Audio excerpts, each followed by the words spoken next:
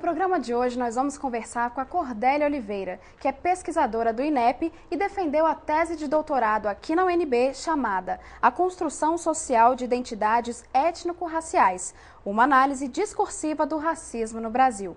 Essa tese foi defendida pelo Departamento de Linguística. Cordélia, tudo bem? Tudo bem, Thalita. O que te inspirou a realizar essa pesquisa? Bem, eu comecei a trabalhar nessa temática durante o mestrado, quando eu analisei textos sobre a política de cotas para negros nas universidades. Durante essa pesquisa, eu me deparei várias vezes com a afirmação que no Brasil não era um país racista, que não havia racismo no Brasil.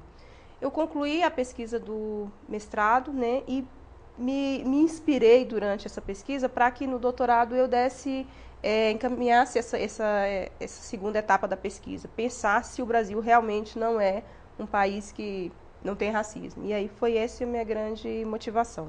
E Cordélia, quais foram os métodos que você usou para realizar essa pesquisa? O que você fez? Bem, a minha pesquisa, como você disse, é em linguística, né? Em linguística nós trabalhamos mais, na minha área de pesquisa, com análise qualitativa. No meu caso, eu trabalhei com análise qualitativa de textos, né? Trabalhei com 3 tipos diferentes de textos. O primeiro tipo foram duas leis, né? 2 textos de leis. Trabalhei também com 3 notícias de casos de racismo no Brasil, né? E aí eu procurei analisar 3 contextos diferentes. Então, eu trabalhei uma notícia em que era em um âmbito mais público, que foi um hospital público no Rio de Janeiro. Trabalhei uma notícia de um caso de racismo em uma empresa, que é em um âmbito mais privado, né, em que um supervisor discriminava um funcionário. E a última foi a notícia de âmbito mais nacional, que foi um caso no futebol, uma briga entre um jogador brasileiro e um jogador argentino. E aí o terceiro grupo de textos foram respostas a questionários. Eu apliquei o questionário com 100 pessoas. 100 pessoas responderam aqui em Brasília e eu analisei essas respostas para ver como elas respondiam. E fala um pouquinho mais pra gente sobre esse questionário. Onde que você realizou essa enquete, né?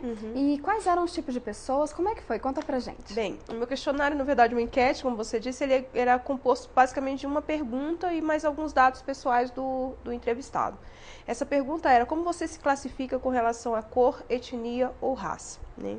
Eu apliquei esse questionário aqui em Brasília, no segundo semestre de 2008, no setor comercial sul. Então, eu escolhi uma área de grande circulação de pessoas, uma área em que a gente tem uma diversidade muito grande de comércios e de serviços, porque eu pensava que ali eu teria uma grande diversidade também de pessoas, né? Um público heterogêneo para me responder.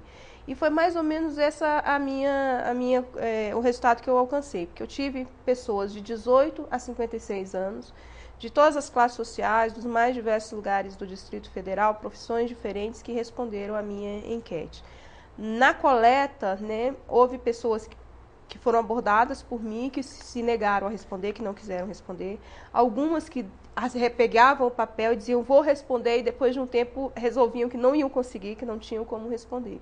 Mas uma grande quantidade que se dispôs e respondeu, né, e me entregou essas respostas. Quando as pessoas respondiam, elas respondiam diretamente: sou negro, sou branco, ou tinha alguma curiosidade aí? Bem, tive uma curiosidade que foi bem marcante durante esse processo de coleta de dados. Uma é o fato de que as pessoas me perguntavam o que eu achava. A pergunta era: qual a sua raça? Aí elas viravam para mim: o que você acha que eu sou? Né? Então, elas queriam que eu respondesse por elas.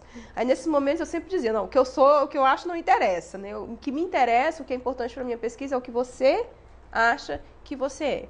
E aí, essas hesitavam e algumas dessas pessoas desistiram, né, e não responderam. Outras responderam e me entregaram as respostas. E um segundo grupo respondia, mas não queria que eu visse qual a resposta que ele tinha colocado. Como não havia identificação nominal, né, no questionário, então eles escondiam o questionário no meio das outras respostas, colocavam de cabeça para baixo, dobravam. Então, procuravam formas de que eu não visse a resposta para que eu não tivesse a possibilidade de analisar a resposta comparando com o sujeito. Então, isso foi algo marcante para mim durante a coleta de dados. E, Cordélia, assim, qual a conclusão que você chegou em relação a essa pesquisa? Bem, a minha tese era mostrar que a gente tem uma série de preconceitos na sociedade brasileira e que esses preconceitos eles são mascarados de diversas formas. E uma das formas de mascarar os preconceitos é a linguagem, né? A linguagem que nós usamos, ela atenua, ela eufemiza, mas ao mesmo tempo também ela ironiza, né? Então ela carrega uma série de marcas que mostram a existência do preconceito. Ao final de todo esse percurso, desses 3 anos e meio, a minha conclusão foi que nós temos sim uma série de preconceitos que se manifestam por meio da linguagem. Preconceitos em expressões, preconceitos justamente nesses eufemismos, preconceito porque nós não conseguimos chamar as pessoas de negras, né? Então a gente usa uma série de eufemismos, preconceitos com relação ao estereótipo mesmo físico do negro. Então aqui no Brasil é muito desvalorizado esse estereótipo, é como se ele não fosse um estereótipo bom, né? A gente nega a beleza do negro, por exemplo. O cabelo foi a marca que eu mais analisei no meu trabalho, que é uma marca muito relevante na nossa sociedade, né? Nossa sociedade, as mulheres gostam de ter cabelos grandes, né? E o modelo de cabelo negro, o tipo de cabelo negro, ele é totalmente desvalorizado. Então eu vi respostas, né? Conversei com pessoas que diziam, por exemplo, que se ela vai para uma entrevista de trabalho com o cabelo natural, ela tende a não ser selecionada. E se o cabelo estiver no padrão liso, as pessoas costumam ver menos. E tem pesquisa, ver de uma forma melhor, né? E tem pesquisas que mostram esse tipo de conclusão. Então eu vi que, na verdade, o que acontece? A gente tem uma série de preconceitos que não são de hoje, são preconceitos que historicamente foram se construindo, desde a escravidão até o nosso momento atual, e a gente luta para não mostrar, né? Então, tem uma frase de um autor famoso, que ele diz que no Brasil há preconceito de se ter preconceito. Então, eu acho que a gente criou tantos mecanismos que a gente escondeu muito bem isso embaixo do tapete. Aí vem a ideia de que nós temos uma harmonia racial.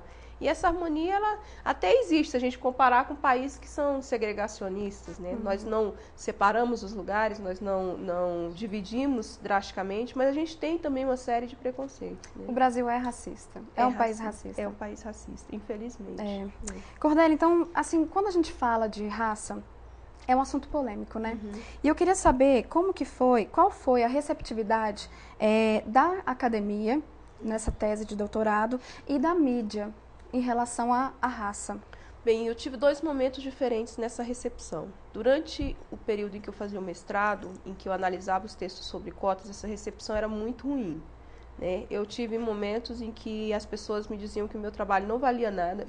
Pessoas que me disseram que se tivessem tempo, iam escrever um trabalho para mostrar que eu estava totalmente errada.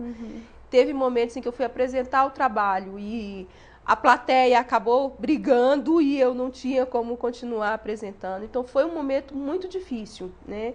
Até porque eu acho que era pouco falado, né? A questão das cotas, ela trouxe o assunto para a baila, né? E no doutorado eu já tive menos resistência, né?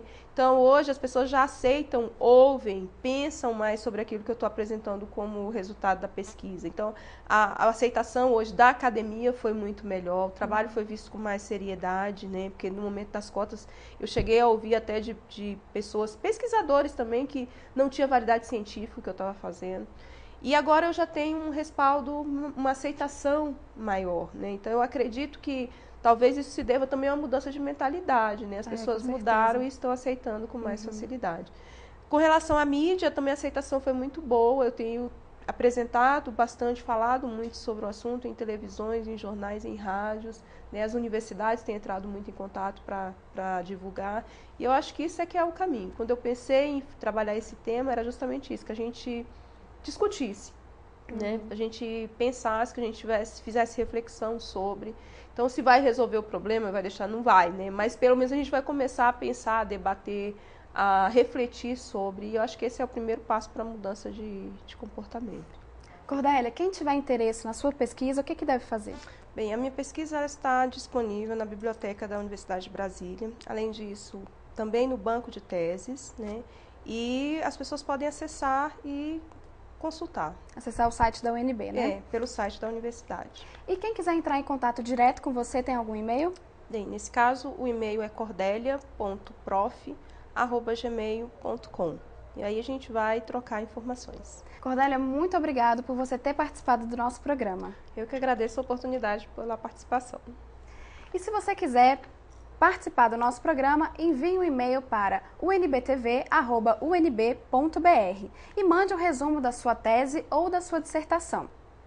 O Explique Sua Tese fica por aqui. Até o próximo programa.